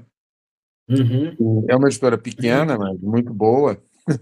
Bom, eu sou suspeito para dizer porque eles têm Bom, publicado meus livros nos últimos anos. Mas o que eu queria te dizer é que eu não tive pressa em publicar. Eu comecei a escrevê-las, surgiram outros livros que foram saindo, né? Saiu esse da Arte dos Cegos, depois saiu um sobre um professor que eu admirava muito, do Rio Grande do Sul, o professor Gerd Bornheim, saiu um livro sobre ele. que era da UERJ, né? Exato, e eu tive a honra de ser amigo dele, né? Aham. E é um livro sobre a parte da obra dele relativa à arte, à filosofia da arte e à estética, né? E tá aí uma situação até interessante, que o professor Gerd foi muito meu amigo e ele era esquerdista, né? E eu não. Isso e Ah, sim, nunca ele dividiu era. nossa Era. amizade, nunca, muito pelo contrário, nós trocávamos ideias assim como É, ali- cavalheiros, e nunca isso impediu. Inclusive, eu não tenho certeza, mas eu tenho a impressão de que ele não acreditava em Deus. E aí, a morte dele, ele morreu no dia em que a UERJ, saiu pela editora da UERJ, né? No dia Aham. em que a UERJ me telefonou dizendo que o livro ia ser publicado, o livro tinha sido aceito para publicação, nesse dia ele morreu. E aí eu fiquei tão comovido com a situação que eu refiz toda a introdução do livro e acabou naturalmente, é como às vezes o livro parece que toma forma própria, né? Era como se eu não fosse eu que estivesse escrevendo. A introdução, que tinha 3 páginas, ficou com quase 30 e acabou sendo uma introdução voltada para a tentativa de justificar a existência de Deus, né? Numa das provas de Aristóteles e Santo Tomás de Aquino, né? A via da ordenação, né? Que o professor Guerra seguia. Então, ficou Você sabe que essa amizade esquerda e direita, né? Uma das mais conhecidas que eu tenho é aquela do Leandro Conder com o Zé Guilherme Belchior, né? É muito frutífera, né? Muito legal. Muito frutífera, inclusive. Sim. Eu me lembro de um livro do Zé Guilherme, se eu não me engano, é Liberalismo Antigo e Moderno. Eu tenho a impressão que é esse. Ele escreve, ele dedica ao Leandro Conder, ele se dedica isso ao Leandro Conder, embora eu acho que ele não vai concordar com nada que eu estou dizendo. Mas muito interessante. Mas é super legal, porque é uma discussão Não entre é? cavalheiros, né? Muito frutífera. Exatamente. Sim. E o Tem Zé outra... Guilherme é um grande escritor, um grande liberal que todo mundo devia ler. Né? Sim, Opinião, todo mundo devia ler. ele se consagrou muito jovem, né? Uma coisa impressionante, uma cultura absurda. Né? Era. Não, Agora, outra coisa que eu queria te perguntar: você esteve no Iraque antes da guerra. Como é que era? Você se sentiu com liberdade para comprar livro e tal, a despeito do Saddam Hussein? Ou por sim. causa dele? Não sei. Sim. Não, mas não eram livros contra ele, eram livros sobre arte, arqueologia. Né? Eu cheguei a comprar um livro magnífico de arqueologia do Leonard Woolley, que foi um dos pioneiros das escavações no próprio Iraque, na Mesopotâmia, né? Assim, na rua, né? Comprei ali, né? Comprei um do Hilário Belloc, né? Que, além do aprendizado do livro, me deu uma infecção na garganta, eu fiquei um mês tossindo na Ásia, né? Só fui curar na Ásia Menor, quando eu cheguei na Turquia, fiquei um mês tossindo no Oriente Médio. Uma coisa horrível. É o preço da cultura, né? O preço que se paga. Quem gosta de arquivo, quem tem rinite não pode frequentar muito arquivo, que o pó Mas, enfim, quanto ao que você perguntou, não, o que... Você não sentiu nada? O Saddam Hussein, no governo, a repressão era uma lavagem cerebral, né? Era uma lavagem cerebral. E ninguém deve se sentir imune à lavagem cerebral, né? Eu pensei que era, descobri que não. Né? Que eu sempre tive uma impressão muito negativa do Saddam Hussein. Né? Quando eu fui ao Iraque, eu já sabia das coisas que ele tinha feito contra os curdos e tudo mais, mas já tinha estado em vários outros países islâmicos antes, etc. E eu era muito contrário ao Saddam Hussein. Eu tinha uma visão muito negativa do governo dele. Mas eu cheguei lá, Maurício, todo mundo só falava bem dele. Né? Eu sempre, nos lugares, eu conversava com todo mundo, do ajudante de faxineiro na rua, ao diretor de um hospital, ao reitor de uma universidade, a um senador. Eu tratava todos da mesma maneira e qual é a língua que você usava para falar com esse pessoal? O inglês e o árabe. Na época eu falava árabe razoavelmente. Né? Eu aprendi árabe para viajar pelo mundo islâmico. Legal. Então, eu fazia basicamente... Mas árabe que você lê hoje em dia, você consegue ler árabe? Não, eu não leio árabe. Eu lia muito pouco, eu escrevia. Eu era capaz de escrever uma carta em árabe porque eu podia escolher minhas próprias palavras, né? Mas não. Eu lia com muitas limitações, mas podia falar. Falava, podia conduzir uma entrevista em árabe, isso sem problemas. Né? Mas, enfim, aí, Maurício, eu via que todo mundo só falava bem, em todas, inclusive uma coisa engraçada que eu vi uma vez, eu estava num hotel, né, vendo um trecho de televisão, aparecia uma exposição de arte moderna, né, essas coisas esquisitas da arte contemporânea que mostram assim parece que mostrava uma uma bola de isopor assim com um chapeuzinho em cima, né? Uma vareta de um jogo de pega-varetas com enfiada dentro de uma garrafa de Coca-Cola, dizendo que aquilo é arte, então, um pedaço de papel amassado, coisa assim, né? Uma chapinha de Uhum. Coca-Cola, um maço de cigarro vazio. Aí o Saddam Hussein, vendo isso, é uma exposição de arte contemporânea em Bagdá. Aí ele passava, se ele colocasse a mão no queixo, o Tariq Aziz, que era o segundo em comando no Iraque, botava a mão no queixo. O outro ministro botava, todos botavam, era efeito dominó, todos faziam exatamente a mesma coisa. Se ele coçasse a cabeça, o que Todo mundo. estava escrito na testa dele? O que é isso? Aí todos eles coçavam a cabeça. Se ele fizesse um sorriso, um gesto de aprovação, todos aprovavam. Eram macacos de imitação, literalmente, né? Eu achei aquilo interessante, a ficha já estava começando a cair. Mas eu vi que aquilo estava me influenciando. Eu cheguei, meus primeiros dias no Iraque, eu achava o governo dele péssimo. Depois foi promovido a simplesmente ruim.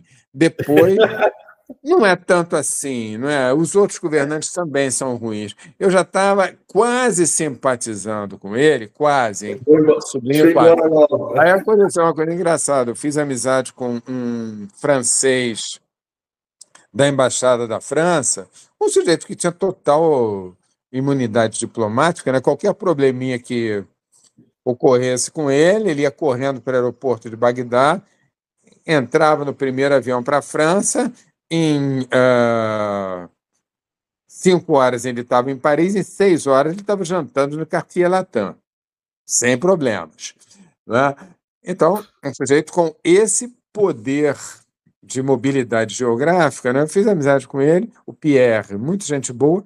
Aí, uma vez a gente saiu, ele me convidou para almoçar, fomos almoçar, aí estava numa mesa assim, bem recuada, eu olhei bem, não tinha ninguém por perto, a pessoa mais próxima estava no mínimo a 7 metros, eu perguntei bem baixinho para ele o que você acha do governo do Saddam Hussein.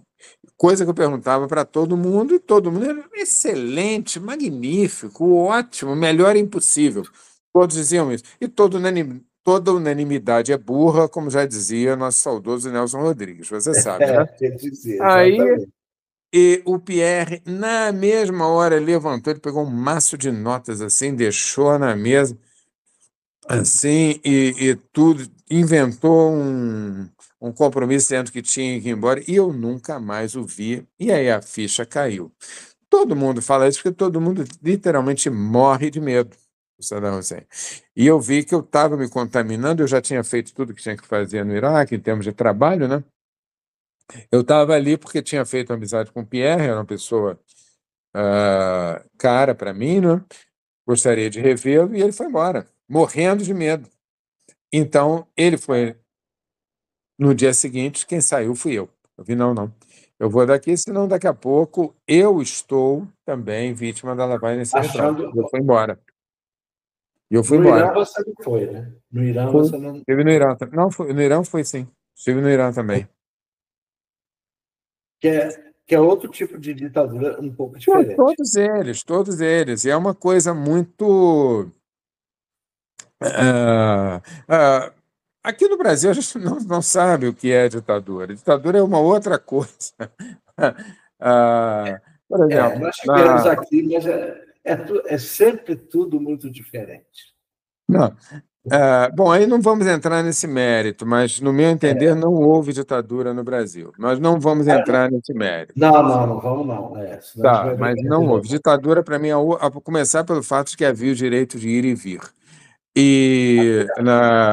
Pois bem, no Irã e em todos esses países, é uma coisa tão opressora, a começar pelo culto ao governante, né? Você não caminha 100 metros, que 100 metros o quê? Você não caminha 50 metros em uma cidade dessas cidades, no Irã, por exemplo, e sem ver uma estátua do governante, ele está sempre te olhando, sempre te observando, você sempre se sente Uhum. observado, ele está literalmente te governando. Então, tem no Marrocos, por exemplo, o Hassan II, que é pai do rei atual, o Mohammed VI, né? Ahmed, isso. Uhum. Isso. Ah, tem um livro que saiu na época dele, eu não estou lembrado o nome do autor, é Notre Ami le Roi, Nosso Amigo o Rei, que conta, ele prova por. É Gilles, depois eu me lembro. Mas, enfim, é um livro fácil de encontrar, Nosso Amigo o Rei, né? Eu Ah, fiz amizade com um francês, uma época em que eu viajei pelo norte da África, pelo Saara, na Tunísia, ali, né? E ele me falou desse livro, eu comprei por causa dele, né? E ele mostra com dados muito bem documentados, fidedignos, que na época do Hassan II, né, antes do Mohammed VI, ainda nos anos 90, né, era quase impossível encontrar no país alguém que não tivesse um parente morto ou torturado pelo regime do Hassan II. nossa. É Era que quase impossível. o Né? Mohamed VI já é mais liberal, né? Ele já é mais. Prefiro não entrar nesse mérito. Eu conheço essa história. Vamos ver, uma Não, de não, cada não. vez. Esse mérito, se você quiser, porque eu estive no Marrocos, mas eu estive numa condição, digamos, muito protegida, né? Como turista, Se uma você vai excursão. com se você vai com Entendeu? guarda-costas é outra coisa. Isso, Então entendeu? você não viu o Isso, Marrocos. Então você, com não. todo respeito, então você Eu não diria que conheceu o não. Marrocos, né? Tanto que Beijo. eu, quando vou a esses países, eu faço questão de ir sem proteção, para eu conhecer de fato, né? De fato. Senão, se a gente está na Então, chuva, é para se molhar, né? É como você diria se que você o quer Mohamed. conhecer a chuva, você não vai conhecer a chuva usando o guarda-chuva, Ah, né? é. Mas, enfim, Você não. Olha, o então. Hassan, Maurício, o Hassan II era assim. E, enfim, e não havia uma família, seria muito difícil encontrar uma família que não tinha pelo menos um parente torturado ou morto, né, que não estivesse na prisão. E todo mundo, toda a família, fosse um comerciante, fosse um professor universitário, fosse um entregador de pizza, toda a família tinha que ter na Ok. porta da casa o retrato do governador. Gente, imagina como fica a cabeça dessa gente. Você tem que ter na porta da sua casa o retrato do homem que mandou matar seu filho, que cortou a cabeça da sua nora.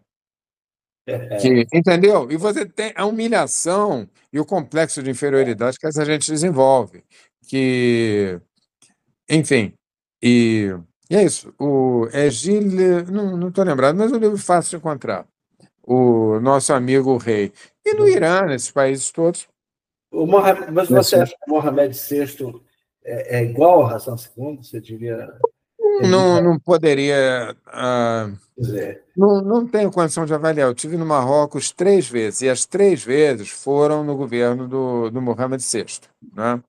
Foram no ah, governo do Mohammed VI, o né? Mohamed VI. E eu prefiro não entrar muito nesse mérito, mas eu diria que é um país islâmico como os outros. Ponto. Embora o pessoal diga, né, que o Marrocos é talvez dos países mais moderados, né, dentro do islamismo, né? Que, tipo, aqui, veja bem, não é uma questão de a gente concordar ou não, mas é muito estranho você ter um país islâmico que permite a troca de sexo. Por exemplo, muita gente daqui do Ocidente vai para o Marrocos para poder fazer a conversão. Né? Eu acho isso, no mínimo, estranho. Você entende? No mínimo, eu acho isso estranho. Não deixa de ser. Dependendo Ah, do prisma pelo qual se olha, dependendo do não, eu outro acho prisma, estranho, não porque é. Depende do prisma pelo qual você olha. você não vai fazer isso na Arábia Saudita, por exemplo, que é um país, né, praticamente teocrático. Né? Você não vai. Na Arábia Saudita, você não, nem pensar. Aliás, na Arábia Saudita, você nem lésbica ou gay, você nem imagine que você vai tomar chibatada com certeza, entendeu? Agora, dizer que no Marrocos, não. O Marrocos é mais aberto nesse sentido, entendeu?